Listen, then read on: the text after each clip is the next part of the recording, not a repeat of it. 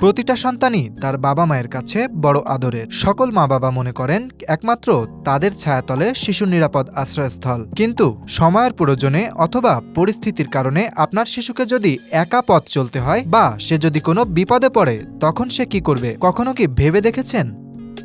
তাই আপনার শিশুর বয়স 10 বছর হওয়ার আগেই তাকে শিখিয়ে রাখুন কিছু জীবন দক্ষতা, যা তার জীবন চলার পথ সহজ করে তুলবে।